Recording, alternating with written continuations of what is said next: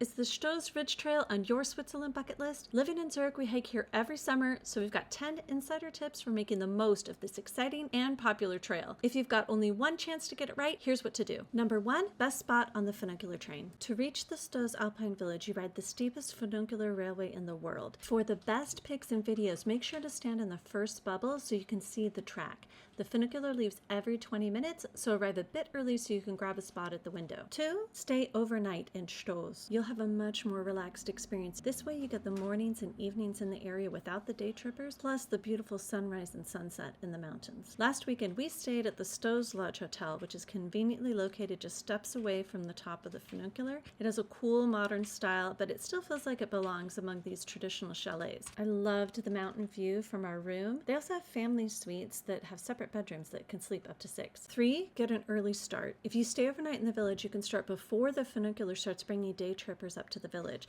and then you'll have the ridge mostly to yourself. But don't worry if you're not an early riser. It's still really nice to wake up to the mountain view and have a leisurely breakfast all before the lifts open at 9. 4, book childcare for your little ones. If you have kids that are too young for the trail, you can book childcare at the Stoos Lodge. There's a discount for hotel guests. Since the hike only takes a couple hours, you can spend the rest of the afternoon with the kids at the playgrounds or fun activity trails there in Stoos. 5, bring a picnic. The trail ends at the cliff viewpoint with a restaurant and a playground.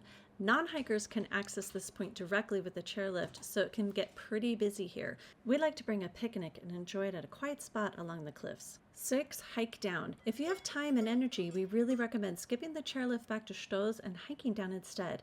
It's much quieter than the ridge and so beautiful. 7, bring a swimsuit. In the late afternoon, after the hike, we stopped by this little reservoir in the village for a refreshing swim. For little kids, they have a shallow splash area, plus there's a playground near the hotel. 8, dinner with a view. It was such a treat to enjoy dinner with this gorgeous view at the hotel restaurant while we watched the day trippers head home, leaving the village quiet except for the cowbells. 9, stay for sunset.